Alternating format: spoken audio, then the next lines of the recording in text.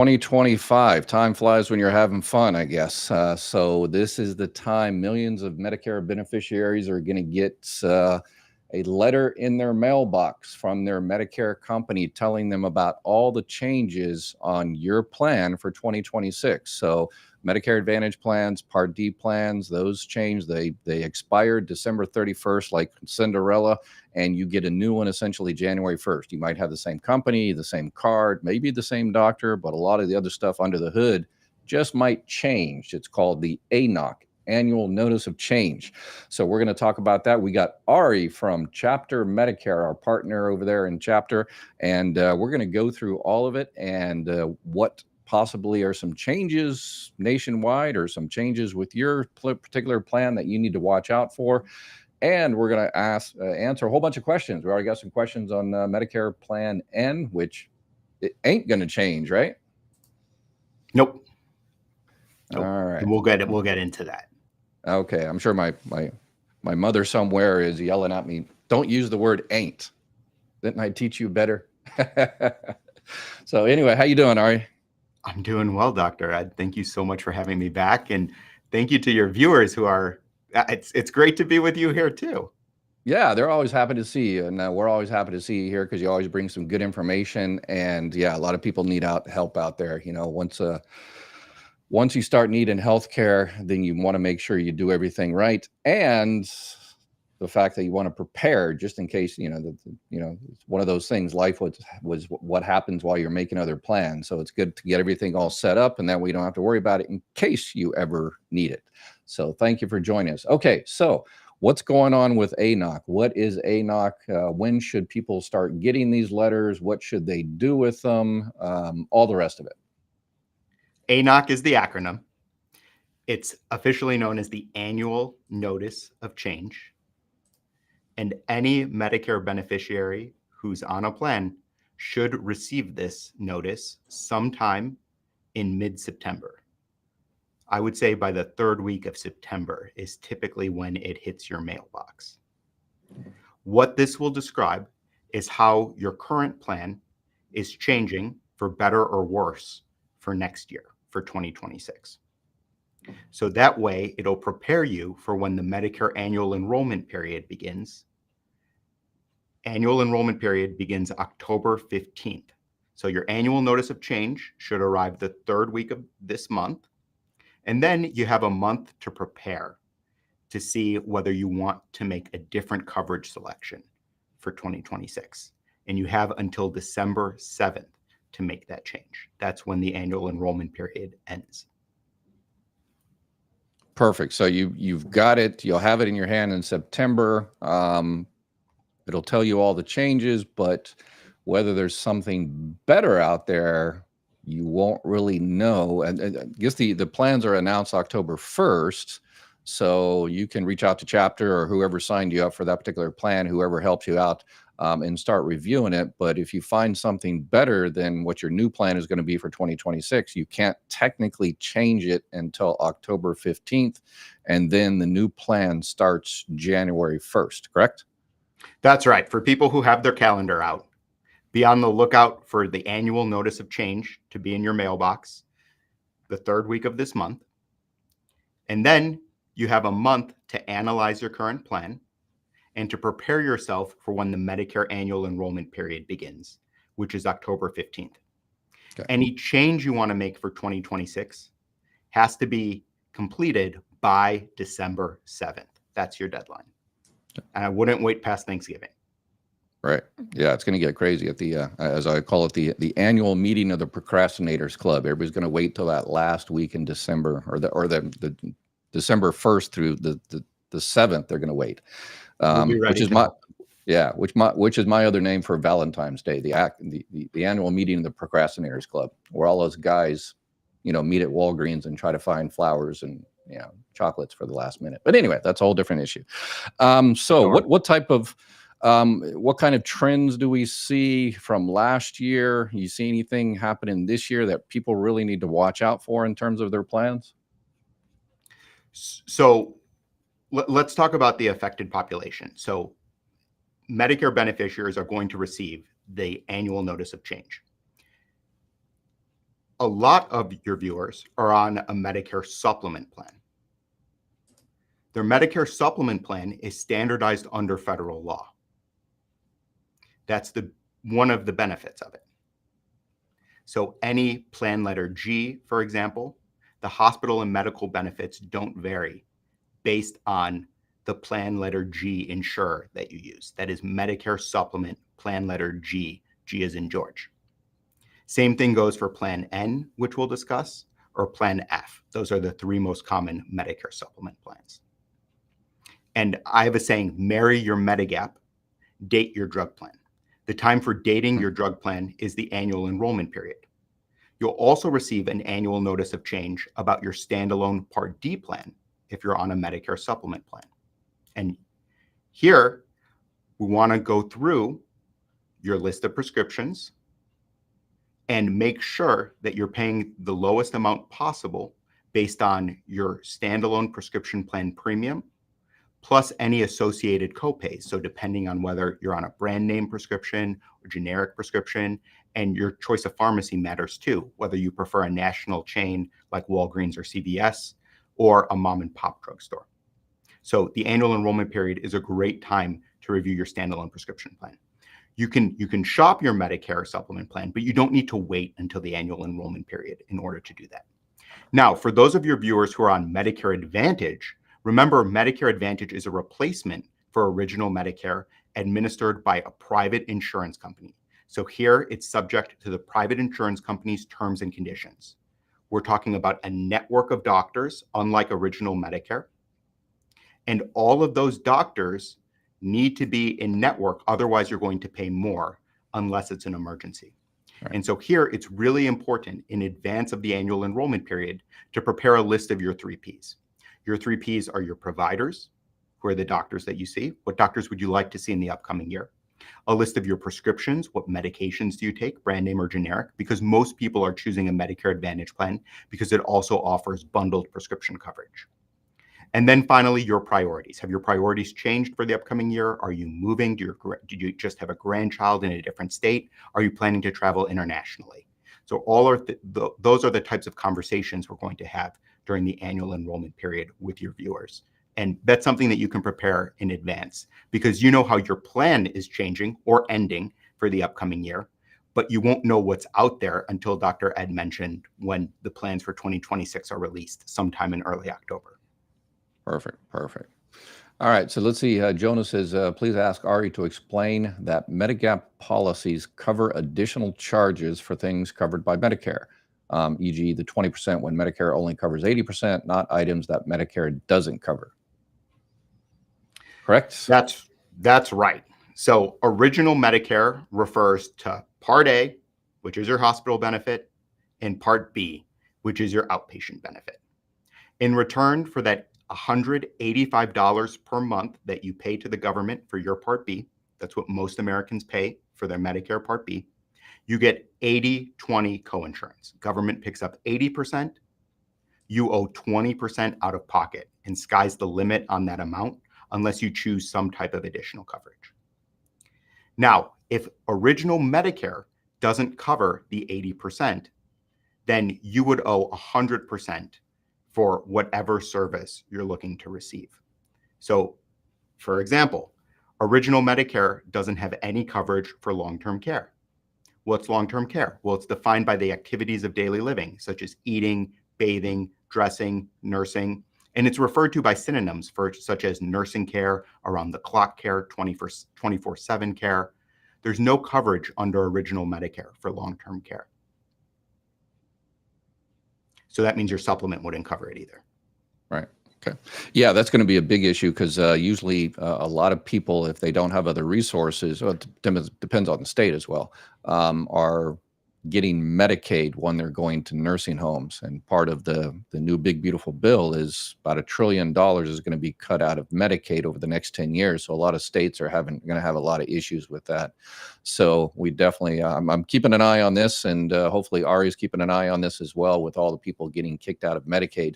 So for nursing care, people, a lot of people think, well, if I ever have to go to a nursing home, I've got Medicare. I've got a Medicare supplement, I've got original Medicare, I've got Medicare Advantage. And so if I ever go to nursing home, it'll cover it, but it doesn't cover it, correct?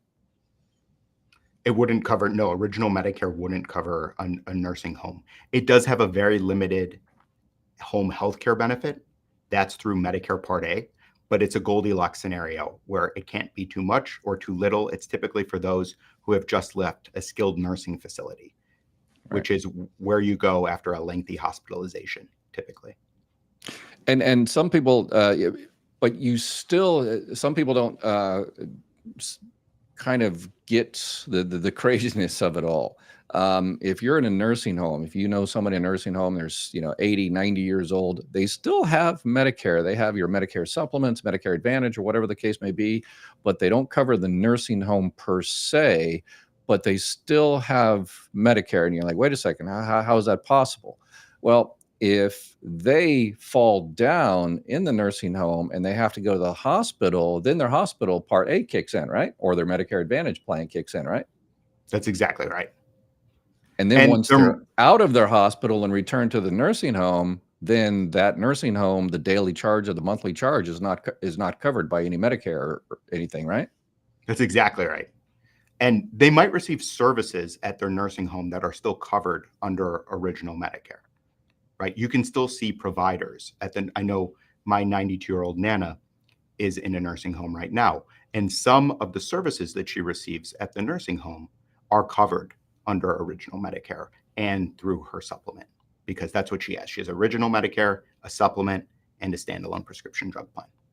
But the daily charges that nursing home charges for the food and the nursing care and the room and board and all that kind of stuff isn't covered by original Medicare or Medicare Advantage, right? It's not covered. Yeah. So that's we're seeing a lot of them, seeing a lot of people come into my live Q&A and talking about that. And so that's why our community is coming up with a platform to address that. So definitely, it's going to be interesting. We're doing a lot of stuff here, Ari, and thanks to Chapter helping us out. And so we appreciate all y'all. Let's see. Honestly, this is the only guy I trust to give accurate information without any hype. Thank you. Hopefully, yeah, perfect. All right. All right. Let's see. I didn't know my mom's in the audience today. Oh, right. Yeah. Usually, if it's a bad comment, I say, oh, my wife is using another pseudonym. But anyway, Ari, hope the family is well. James D emailed you last month about me not having D due to previous insurance company. Message says there's a standalone D with Medicare. Do I have contact in D? Do you remember that one? Hi, Nana Donna. So this is one of our regular viewers. I was so excited when she reached out to our team for help. And Nana Donna, here's the thing about when you can sign up for a standalone Part D plan. If you missed your window when you first started Medicare to sign up for a prescription drug plan, then the fall is actually the time when you can elect a plan that will start in 2026. So October 15th, the Medicare annual enrollment period, is the time when we can help you get that standalone Part D plan in order. All right, perfect. Yeah, and I see it only getting worse. People that choose a Medicare supplement plan, when they're 65 or they recently stopped receiving health insurance from work, so they pick a Medicare supplement plan. And with Medicare supplement plans, the Plan N or the Plan G or whatever, it doesn't come with a Part D prescription drug plan built in it like most Medicare Advantage plans. And what I see happening is someone's, their niece or their nephew or their high school buddy or something signs them up for Medicare, and then they say, okay, we got you set up for a Medicare, supplement Plan G. Let's go ahead and get you a prescription drug plan. And the person says, I don't take drugs. So I don't want to waste time or money. So I won't get it. And unfortunately, a lot of those prescription drug plans, the companies don't pay a commission, don't pay people, agents or brokers to sign them up for those. So a lot of people out there are saying, hey, I don't make any money on it, so forget about it. And they don't tell them that, okay, you don't take any prescriptions now, but if you don't sign up now, and if you sign up after 12 months or 24 months, then you're going to be penalized, what, 1% for every month you did not sign up for Part D. And you can't sign up again until the general enrollment period, what, January, February, March or so? So you're bringing up a great point, which is a lot of viewers, Nana Donna might have been one of them.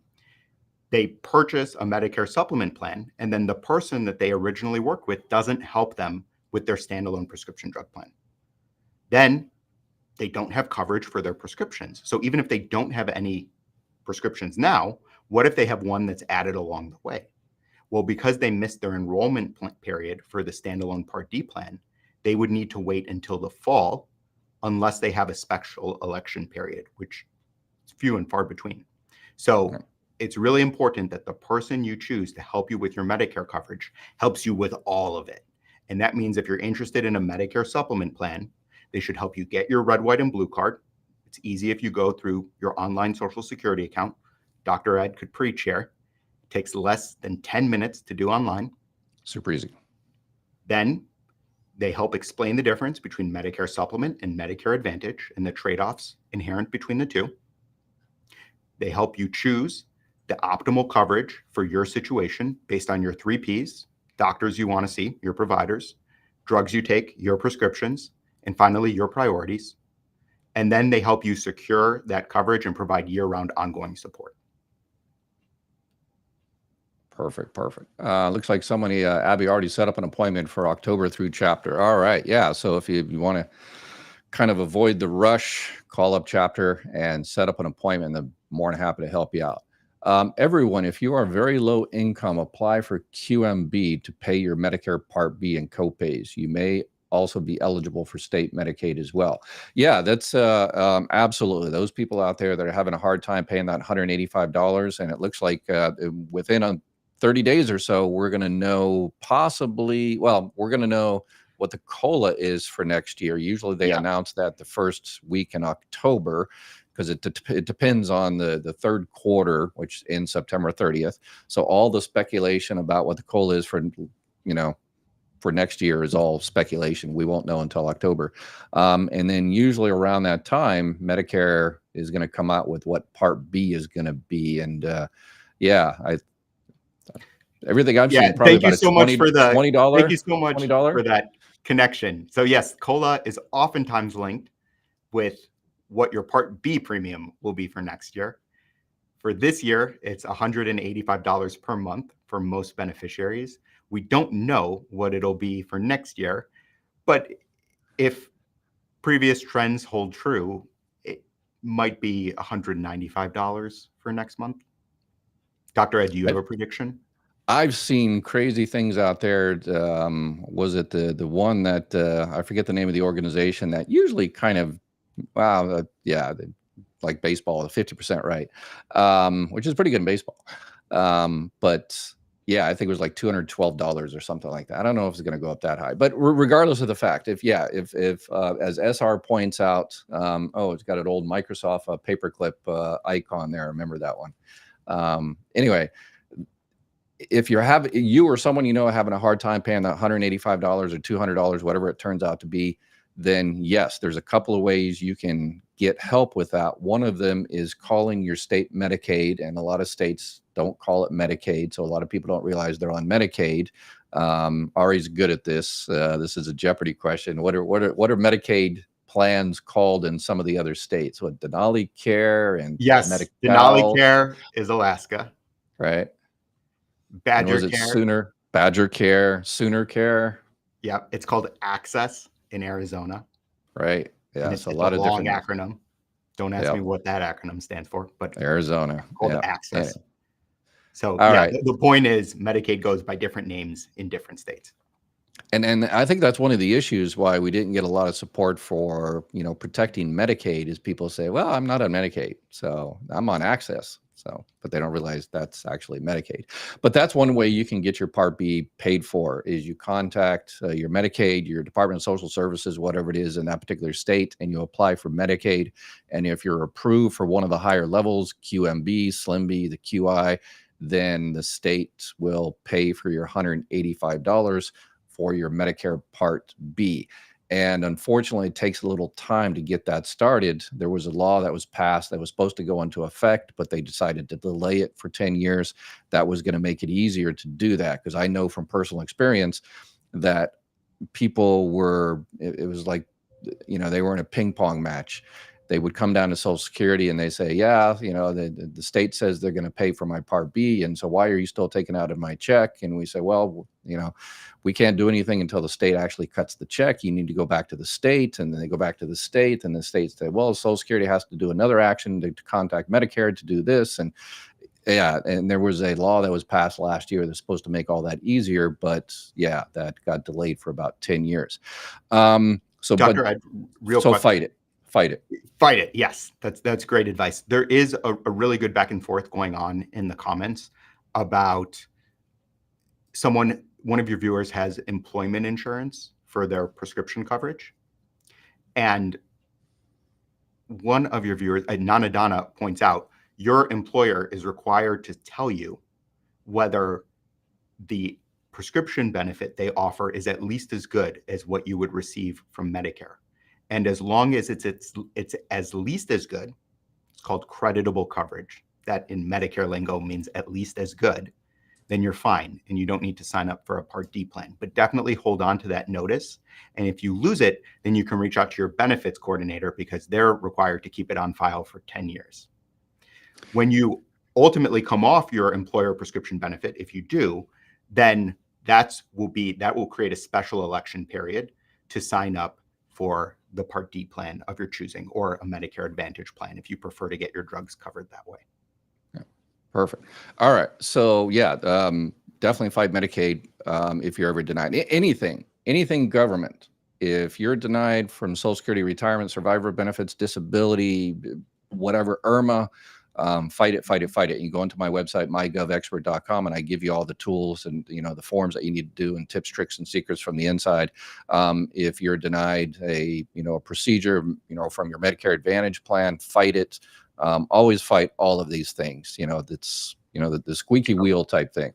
And there's another way to get your Medicare Part B paid for, reimbursed, is the Medicare Advantage Part B givebacks. And do you still see a lot of those this year, next year? So the type of Medicare Advantage plan that Dr. Ed is referring to is going to vary based on where you live. Even though those plans might be advertised nationwide, they're typically only offered in specific counties. And whether you live in a county that offers a Medicare Advantage plan with a Part B giveback will, again, depend on your zip code and county. And it's certainly something that we can review during the annual enrollment period if that's a benefit that you're interested in. With that said, Dr. Ed, if last year's trends continue, I think with Medicare Advantage insurance companies being in margin mode, those plans we have seen less and less of as compared to the early 2020s. And what do you mean margin mode? By margin mode, I mean that there's potentially fewer plan offerings if last year's trends continue. So that means some people's plans will end. And if your plan is ending, that will be described in your annual notice of change. And that should be a red alarm that you need to review your coverage for 2026. Because if your plan is ending, then your coverage will terminate December 31st. And you'll just be put on original Medicare, meaning the government will cover 80%, but you'll owe 20% out of pocket, and sky's the limit on that amount. If your Medicare Advantage plan is ending, that is also a guaranteed issue right for you to switch to a Medicare supplement plan. So make sure, please, that you keep that 1 to 2 page letter that says whether your plan is ending. It will even say right on there that it creates a guaranteed issue right for you to switch to Medicare supplement. That means there will be no questions about your health history. So even if you have a chronic condition, which can be something as common as diabetes and hypertension, a carrier cannot ask you questions about your health history if you're eligible for a Medicare supplement guaranteed issue right. Yeah, a lot of people, you never hear anybody, happy to be canceled. But there's a lot of people that say, please cancel me. Please, I want to go in the mailbox and I want to see that I'm canceled. Yeah, you usually don't see that very often, but you do. There was a lot of plans that were canceled for this year, for 2025. People got their annual notice of change last year, and they, for whatever reason, well, we know the language, it's all too complicated. Someone said it's a foreign language. It is a foreign language in a lot of respects, it seems like. And they just didn't do anything. Did you see a lot of people in January, February, March calling y'all and saying, I've got nothing. All I've got is original Part A and Part B, and I don't have the millions of dollars under my, my mattress to cover all the other gaps. Did you see a lot of that last year? Well, with us approaching fall, certainly if you're receiving a letter like that, please, the annual enrollment period is for you. It starts October 15th. And that way your plan can begin January 1st. Your 2026 plan will begin January 1st if you make a change between October 15th and December 7th. Sadly, some people waited until January and then were shocked to learn when they went to the doctor for the first time during the new year that they owed a huge coinsurance amount because they'd lost their coverage. Yeah. So let's avoid that for this year. Yes. So what in that type, yeah, we're going to avoid that. But just in case, for people out there, all the people watching are definitely going to do the right thing. But in case you have anybody in your orbit that doesn't, and then you're talking to them in January, what can they do in January? Can they go ahead and just go ahead and sign up for a plan now? And when does it take effect? Well, if their Medicare Advantage plan ended December 31st, then unfortunately the period between January 1 and March 31st, that's called the Medicare Advantage open enrollment period, which is a second crack for someone who's already on a Medicare Advantage plan. So if your plan ended December 31st and you didn't make a coverage selection for 2026, we would need to see if there might be a special election period for you to use instead. Yeah. But if you sign up in January, it won't start until February 1st though, right? Correct. So that if something happens, you're in an accident or get ill in January, then unfortunately that's, yeah, pretty much on their dime, right? Well, original Medicare would cover 80%, right, as long as you keep paying your Part B premium. And then, yes, you'd owe 20% out of pocket with no cap, no ceiling. Okay. All right. So we're going to make sure that doesn't happen. If you have a knee replacement scheduled for January 2nd and your coverage lapses at the end of the year, that can be a $50,000 procedure, which means you'd owe $10,000 out of pocket. Right. All right. Yeah. So, all right. Everybody's out there is going to do the right thing. Okay. Let's see. Keep smiling. I found out I can get 2 of my meds cheaper through going through GoodRx. Can I use that for my meds? One of my insurance wouldn't cover this year. Can I legally use GoodRx if I have insurance? So if you use GoodRx in order to cover the prescription, then you just wouldn't be using your prescription plan. So it wouldn't count towards your cost sharing for the current year.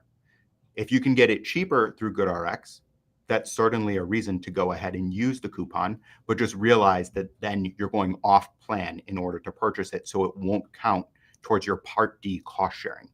And for this year, the maximum out of pocket on Part D was $2,000. And for next year, we know that the maximum will be $2,100.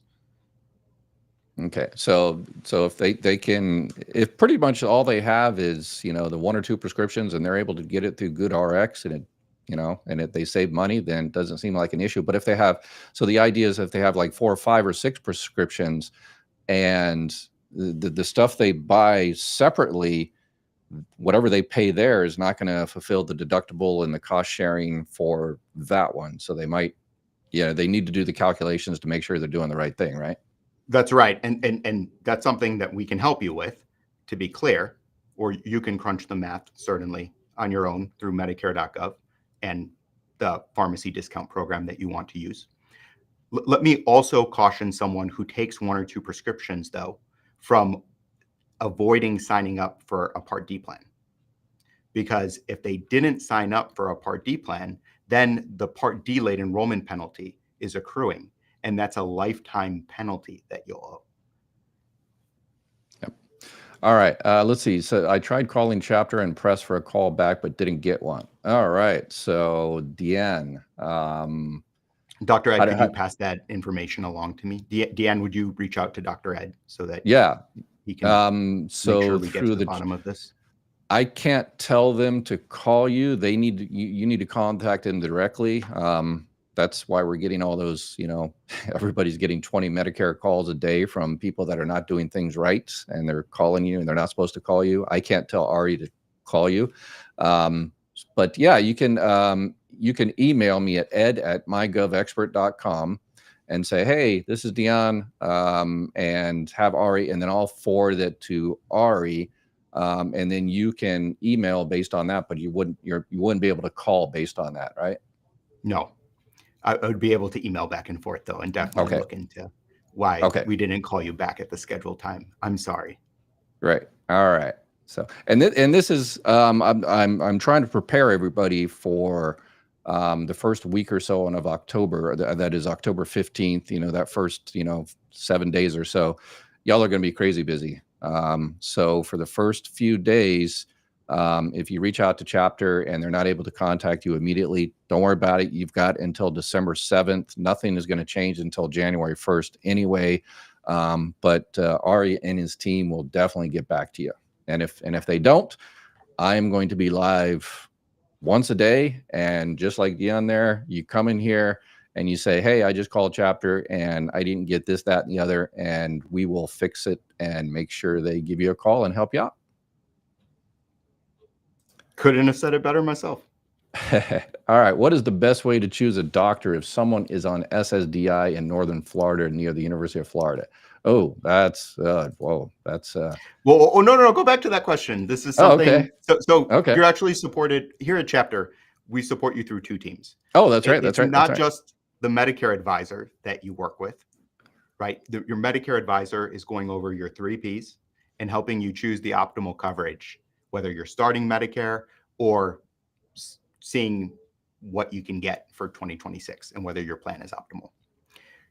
Now, for any questions that come up post-enrollment, you are supported by our member advocate team. They will get to the bottom of any issues you're having, whether it's needing a replacement card because you may have misplaced it or lost it, whether it's helping you decipher a claim because it's written in hieroglyphics, whether it's making sure that you're paying the proper copay at the pharmacy or getting a formulary exception. If a drug that a doctor recommends isn't covered under your plan, we can help you fight that. Or in finding a new provider, just like Focus Lady is asking. Yeah, I'm surprised I flipped through that, because that's one of the reasons my son and I decided to partner up with Chapter, is because, yeah, there's a lot of great Medicare insurance agents and brokers out there, phenomenal, doing a great job serving their community and stuff like that. But,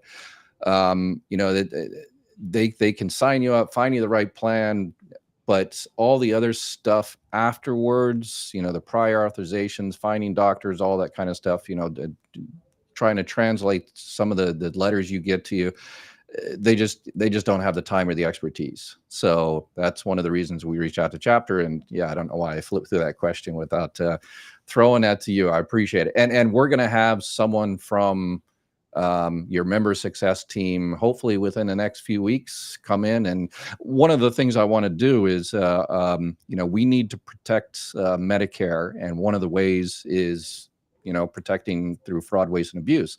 So we want to have, one of the things we want to do is have your member success team, kind of maybe go through the bills and what type of things are fraudulent out there. We want to make sure those doctors and hospitals and clinics aren't upcoding and double coding and, all kinds of shenanigans that is eventually just going to cost us all more money. So looking forward to that. Dr. Ed, there's a really good question from Caroline. I hope I'm pronouncing that right, in the chat. Okay. Or Miss Funk. Go ahead and read it. It's probably all the way down there. She says, I don't take any medicine. The Medicare person she used didn't help her sign up for Part D. She didn't tell me about a late charge if I didn't sign up for Part D. What should I do? And the answer here is use the annual enrollment period in order to choose Part D coverage for 2026. All right. So just get it taken care of, and you, might have to pay a penalty if missed that. So it's 1% every month you didn't sign up for. Yeah, it's for the Part D prescription drug, and it's 1% of, was it the average premium nationwide average, right? Yeah, so there's a 63-day safe harbor period. And then after 63 days without Part D coverage, that's when the penalty starts accruing, which is 1% of the national Part D monthly average. We don't know what the Part D monthly average will be for 2026, but for this year, we can say it's around 35 to 45 cents per month. Don't quote me on that, but it's around that amount times the number of months you went without Part D coverage. So if you went 5 years without Part D coverage, it'd be 35 to 45 cents times 60. And that would be a lifetime penalty that you owe every month forever for as long as you have a Part D plan. Yeah. So, yeah. All right, let's see. Would a veteran who doesn't want to get an Advantage plan or gamble with Congress's future actions towards the VA opt for Plan N as a strategy?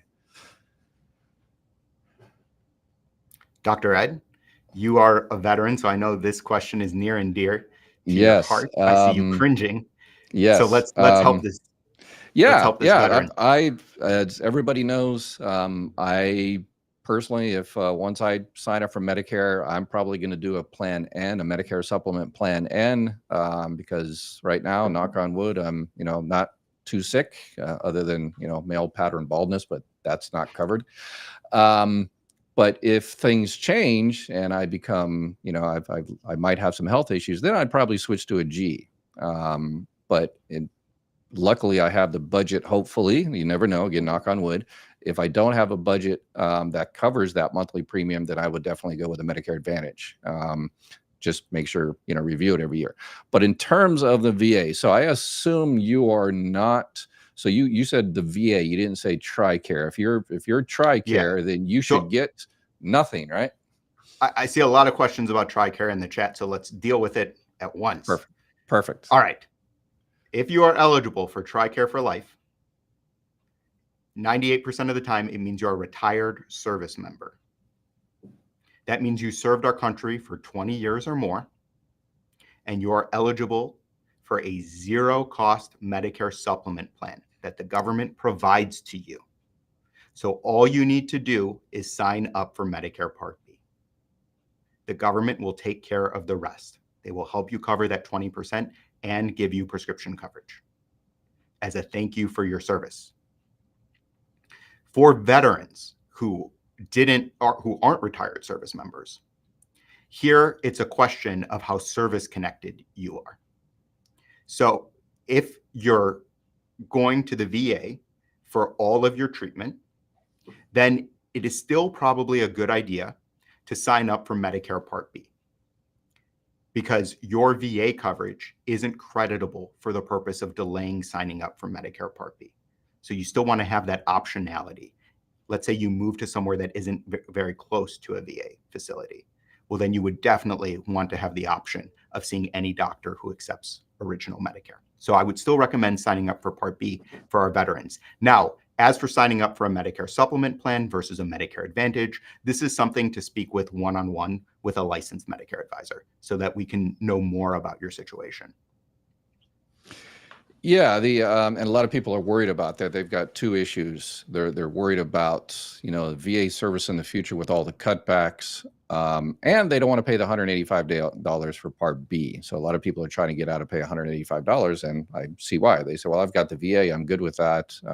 But you're good with it today, you're in that area, the local hospital, the VA clinic is there. But if you move in the future or something happens at VA clinic, you need some type of second opinion or whatever the case may be, it's always good to have a fallback because, as Ari points out, that if you don't sign up for Part B when you're supposed to, if you said, I'm good for the VA, and then 5-10 years later, that's a 10% penalty for every 12 months you did not have it. 10% of what? That one's an easy one to calculate. That's 10% of the monthly Part B premium. So it's $185. That's, this year. So those are, in terms of Medicare supplement plan, I always recommend looking at those first, but yeah, I would defer to Ari and your particular situation, because you're going to have to pay for the Part B if you're not already receiving. That's $185 a plan, and depending on where you're at, it's usually what, $80, $100 or something like that. Probably if you've got the VA has really, really good prescription drug coverage, right, Ari? Yes, and that is creditable. Thank you so much for bringing that up. The VA's prescription coverage is creditable for the purpose of not signing up for a standalone Part D plan. I see a lot of questions. So that means about it's at least as good as what you would receive from Medicare. Yeah, and a lot of people that are vets, if they do sign up for a Medicare Advantage plan, a lot of them, well, some of them sign up for the Patriot plans or the Honor plans, which are just Medicare, just the Medicare Advantage without the prescription drug part, because the VA, they're able to negotiate their drug prices with pharmacies, with the pharmaceutical companies, unlike original Medicare. Well, it's kind of changed a little bit, but I've got a lot of questions about the new prior authorizations in those 6 states for original Medicare. So original Medicare never really had prior authorizations like Medicare Advantage, but it looks like they're testing. Yeah, we're closely following this pilot program. There's nothing to report right now. When there is, we'll come back and I'll do a live with Dr. Ed on it. Perfect. Perfect. It's great that, Cindy, it's amazing that you're on top of it. Yep. So it's only 6 states. Yeah. And it's only certain categories of services, I believe, right? Yeah, it's very narrow, because remember, the standard for care under original Medicare is medical necessity, which is up to your doctor. Whereas with Medicare Advantage, a replacement for original Medicare, it's up to your insurance company's terms and conditions. All right, let's see. Raymond, worried about costs increase. Hubby has a plan. If he has lower body dementia and is deaf, takes heart meds and diabetic medication. He retired 10 years ago. He is 78. I'm 75. Have a PPO. That's so definitely need to check out. A lot of the PPOs are going to be affected, it looks like, this year, right? Potentially, because you can think of Medicare Advantage insurance companies as being in one of 2 modes. They're either in growth mode, which means that they tend to be offering richer benefits if previous year's trends hold true, or they're in margin mode, which means that they're looking to increase profit and might be reducing benefits or limiting plan options, including PPOs, or even having plan exits. Yep. So if last year's trends continue, we might be seeing Advantage insurance companies in margin mode, which means that your plan benefits would be reduced. But this you can ascertain from your annual notice of change. Now, as for your husband with Lewy body dementia, it's amazing that your hubby is on a Plan F. That's fantastic. Make sure that you keep that. What's the difference? So a lot of the PPOs, because they're in margin mode, PPOs costs Medicare Advantage companies usually more money. It sounds like, generally, because it's, people have more options. So what's the difference between a PPO and an HMO? So these are 2 flavors of Medicare Advantage insurance plans, and people might be familiar with the difference between HMO versus PPO from their work provided coverage. So HMO means you have to go in network for your medical care. You can only go out of network in the event of an emergency. With a PPO plan, you have more optionality, meaning you can see in-network or out-of-network providers, but the out-of-network provider you see has to accept the plan's terms and conditions. Otherwise, you'll pay 100% at the time of service. All right. So a lot of people that are in big cities, they have a lot of choices usually. So HMO, I always found to be the better deal. But if you're living out in the country, rural area, You've got some type of specialist that you need to travel further. A lot of people out in those places, PPO is usually, I have found personally, seems to be the better option, or sometimes the only option. Yes, it certainly depends on the area of the country that you live in. If you live in a rural area and you can't afford a Medicare supplement plan, that is, a PPO might be a good option if you're worried about your options under an HMO plan, if one is even offered. We need to know what part of the country we're talking about, though, to give more concrete guidance. What's the best time to call chapter? Someone asks. Well, it depends. Are you starting Medicare? If you're starting Medicare, then let's get you situated as you're turning 65 or coming off your work provided coverage. 3 to 6 months before your 65th birthday, or a couple months before you retire is a great time to reach out to us. So that way we can help you activate your Medicare, get your additional coverage set up, and also provide year-round ongoing support. Okay. For those who are already on Medicare, the annual enrollment period would be the time to reach out, which starts October 15th. So to get prepared for that, should they start? So if people know they want to have y'all help them starting October 15th, should they kind of reach out now or wait until October 5th or October 15th, or when's a good time to reach out to you? 2026 plan information won't be available until the start of October.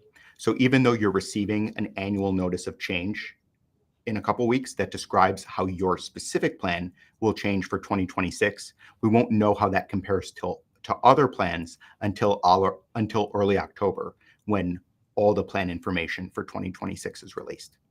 Yeah. All right. And also, if you want to get into a discussion about your 2026 plan options, we can't have those discussions until October 1st. And we can't help you execute a change until October 15th. Okay. Perfect. Let's see. The rules are the rules. Yes. Well, you can reach out to them and say hi, and because I think I was talking to someone, they said they might set up appointments for my audience that way. So they were talking about that, but everything is kind of crazy this year because it looks like there's going to be just a humongous amount of people, particularly those, there was announced 600,000 people are going to be losing their PPO plans.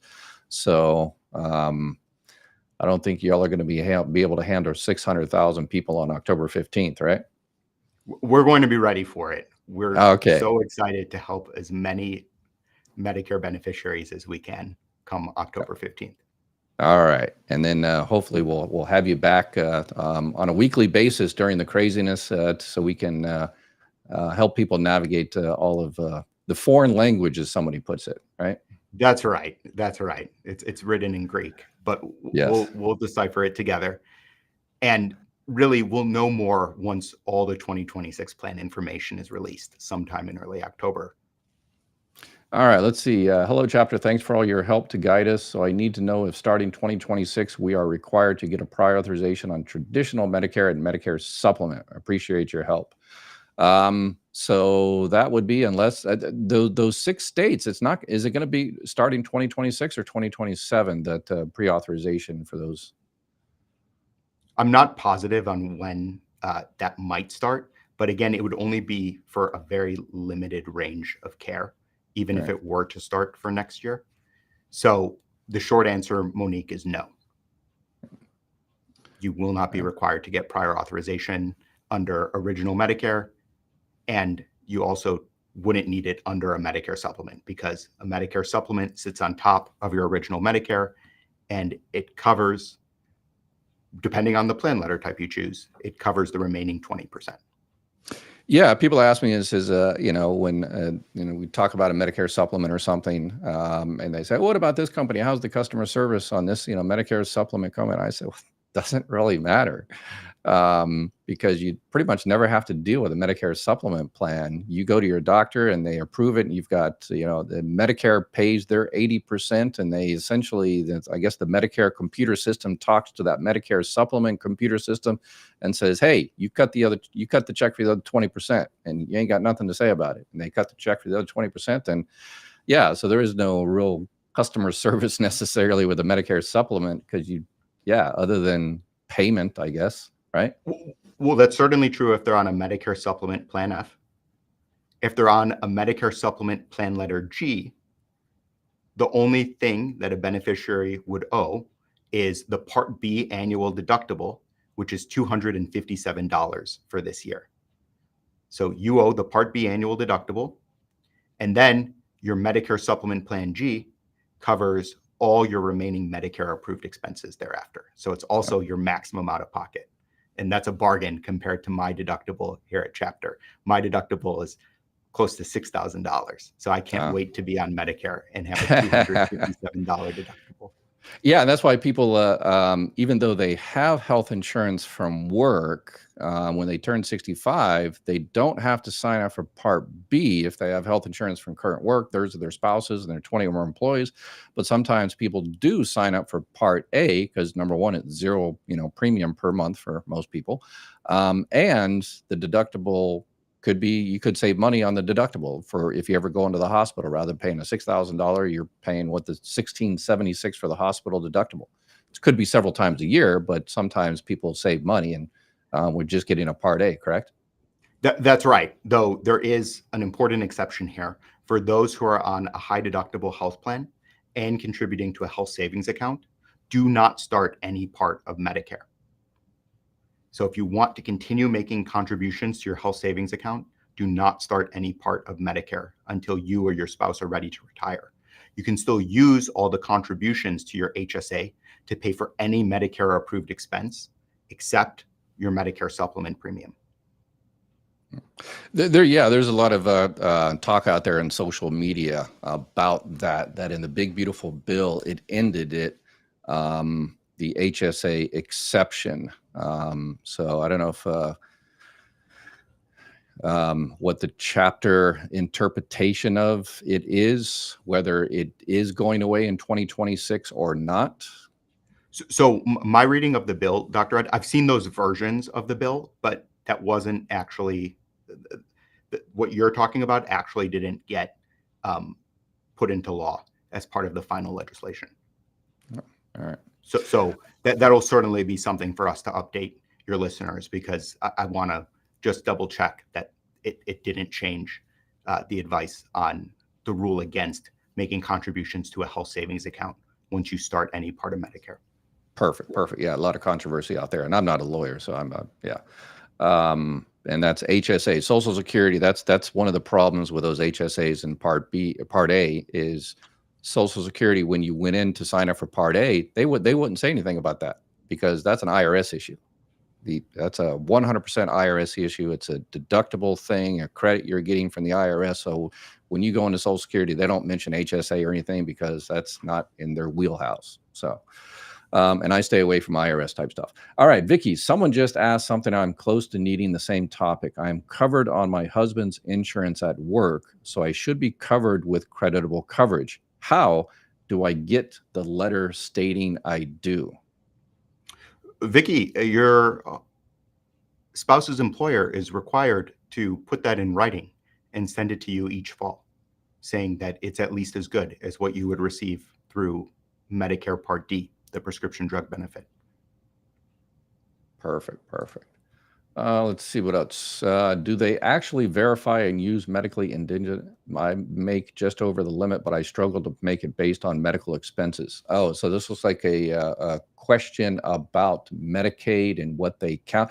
Every state is, that's one of the problems with Medicaid, is there's national regulations put out by CMS, the Center for Medicare and Medicaid Services, but each state is able to make little changes and eligibility requirements. I know Alabama is like, the worst.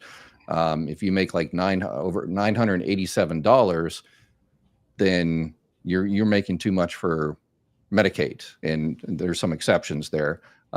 Texas, I think, is right around about $1,000 or so, but places like California, you could be receiving close to $1,800 and still qualify for Medicaid. So each state is a little bit different in terms of how they implement the national, they play around with the national gray area. And going forward on the big, beautiful bill, states are going to be making, it seems like, a lot of changes because they're going to be getting, $100 billion less every year. and it's either raise taxes in your state to cover it or cut back on benefits. Those seem to be the only two options. So we're keeping an eye on that. That's what our new platform is going to be doing. Elizabeth, a great resource here might also be an elder law attorney if you have any questions around what would count as income for your specific state.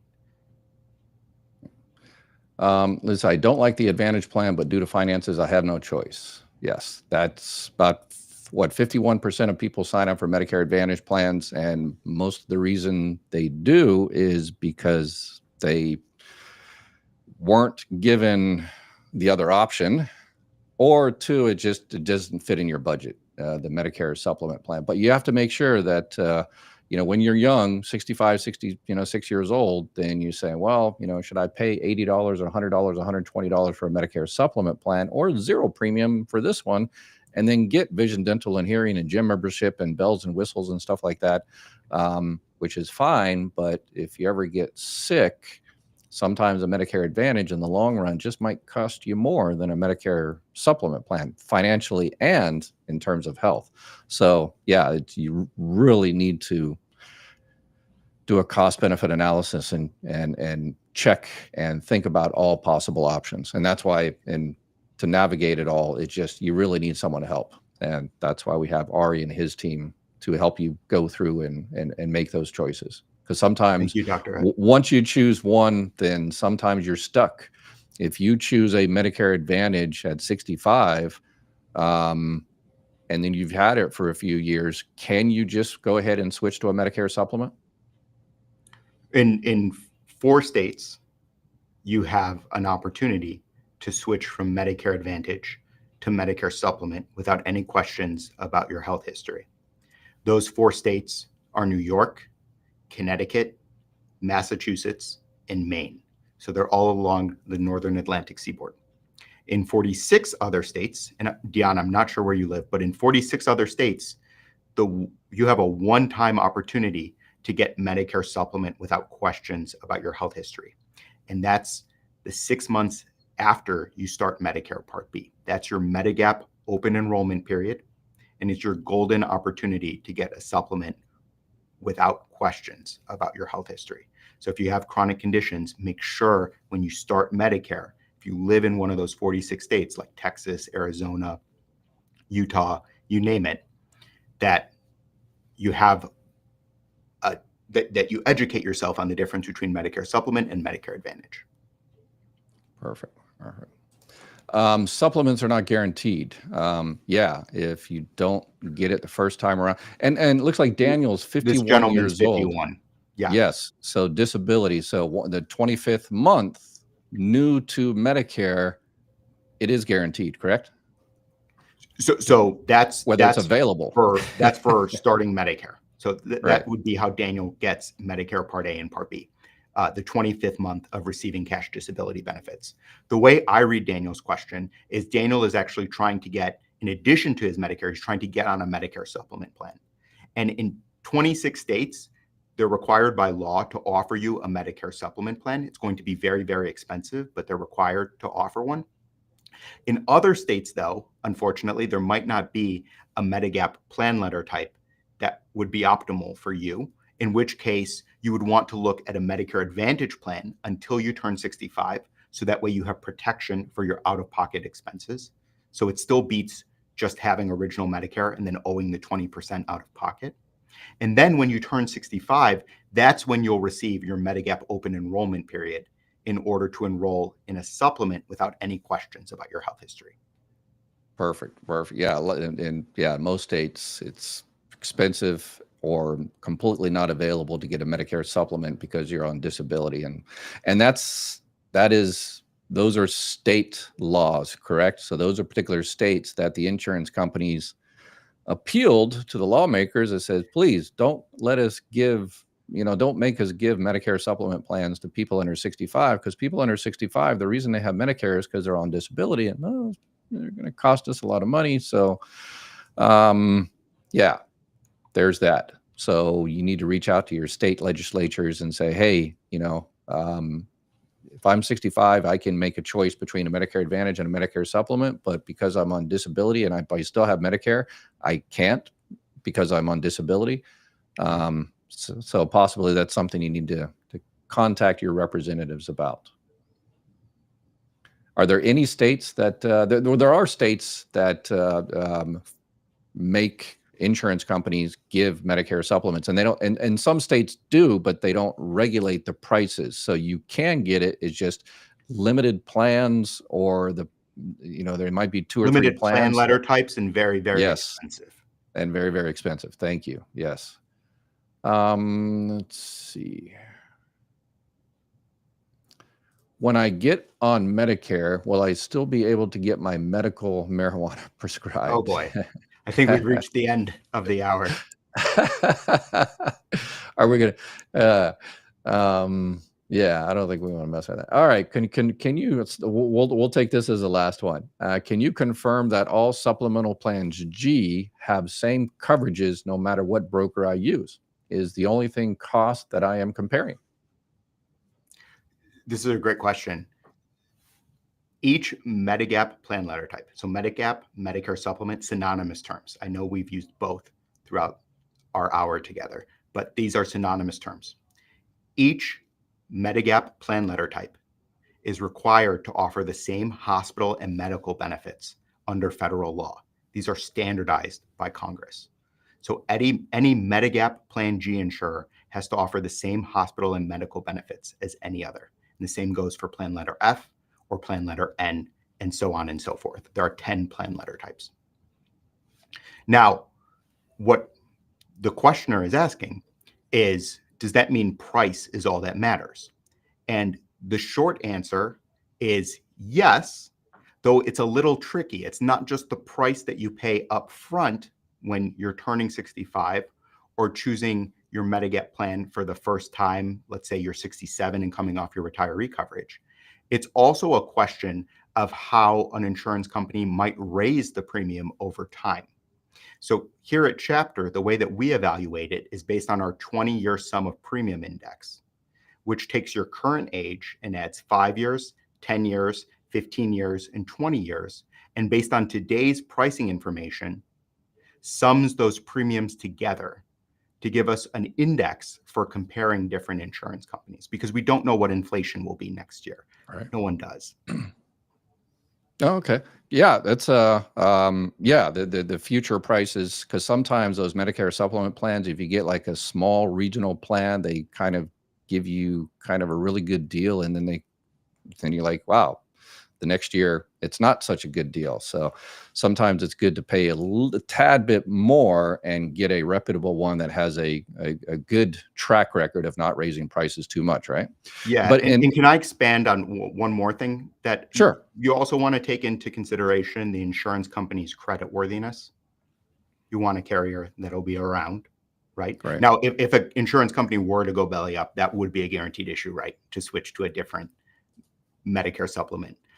And you also want to take into account the rating type that the plan offers. So whether that's community rated, attained age rating, and so on. And so you also want to take that into consideration, because that'll describe how the insurance company is allowed to ask each state's regulator for premium increases. Yeah. And remember, so the letters, the final point today is letters will be coming soon. And are they still 100% letters, or do we see some companies doing emails or anything like that? Or are they completely always letters? It's a letter. It's a letter. Okay. Through the Pony Express. All right. All right. So you'll receive that in the next few weeks. And if you don't receive it, it's lost in the mail or something like that, you can reach out to that insurance company, reach out to your broker, reach out to Chapter, and they can look on the system and tell you what you got and what your changes are. And then they can start telling you what the changes are, what your options are starting October 1st. But we talked a lot about Medicare supplements, but Medicare supplement, you can change 365 days of the year. If you live in a particular the particular states, or if you're able to pass health underwriting. And health underwriting, you don't have to necessarily go get a physical or anything like that. You call up Ari and his team over there and says, hey, I've got a, a plan G or a plan N. Can I save 10, 20, 30 bucks a month? And they'll check to see if there's a cheaper one out there, and they'll ask you, usually it's about 20 or 30 health questions. And if you answer no to most of those, then you just might save some money, right? Exactly. That's right. All right. You can shop your Medicare supplement plan at any time. The time to review your prescription coverage or your Medicare or your Medicare Advantage plan is the annual enrollment period. All right. So thank you very much, Ari, as usual. Everybody always enjoys you joining us.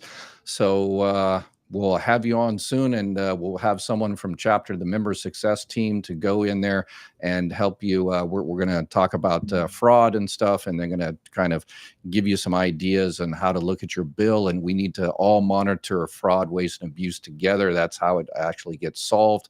And they will explain all of the great things that they provide once you do get signed up. So thank you very much, Ari. We sure do appreciate it. Thanks so much for having me. Have a great evening. All right. Y'all take care of yourself. And as always, please, please, please, please, please take care of each other. Bye-bye.